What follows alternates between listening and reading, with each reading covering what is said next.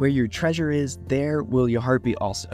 God has given us unlimited treasures in His Word. Every time we open it, we can discover a new treasure or admire an old one. What will we find today? Here's Carla Early with Treasure Hunt in the Word.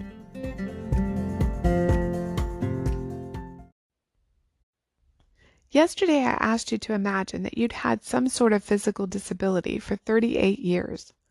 If that was paralyzed legs, you'd get used to looking down at your legs and they didn't move. They were just there, dead weight you couldn't feel. After not using them for 38 years, the muscles would be practically non-existent. 38 years is a long time.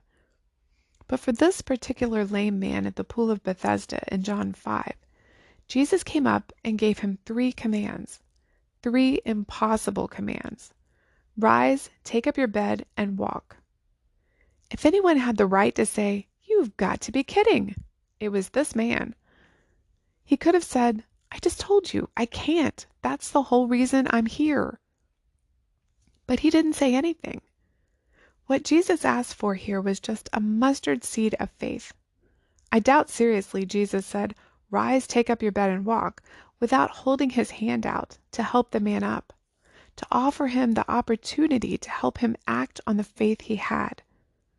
All the man had to do was put his hand in Jesus's, and the rest of the healing was straight from Jesus. Jesus does that for us too. He doesn't just give us impossible commands without opening doors or giving us a hand up to obey him. We just need to have enough faith to put our hand in his so he can guide us and give us his strength to do what would otherwise be impossible to do. This man obeyed. He didn't question how or make excuses like, "I can't," as I often do when God directs me to do something out of my comfort zone or beyond my talent limitations. He obeyed immediately. That's faith. Now, taking this healing as symbolic of a sinner in need of salvation, as many of Jesus' healing miracles can be, let's look at the 3 commands that Jesus gave him. First, he said, "Rise."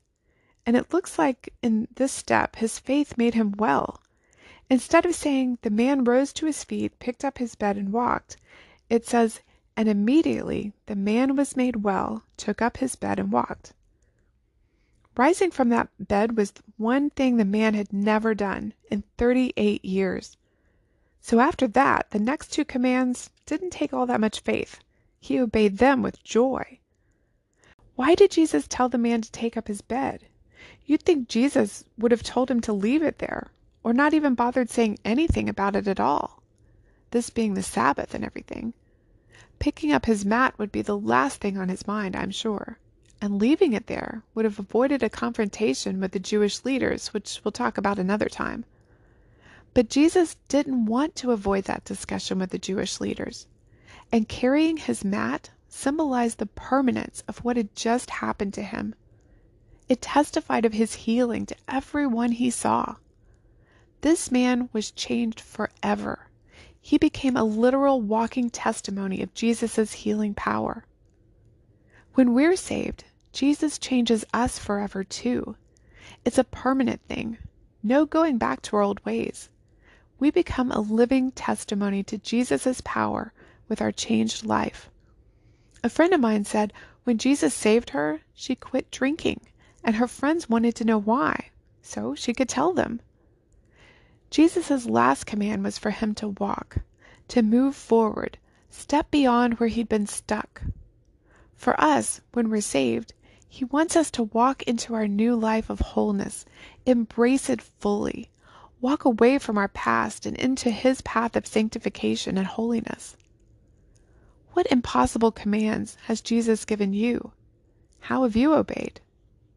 You can contact us at treasurehuntintheword@gmail.com.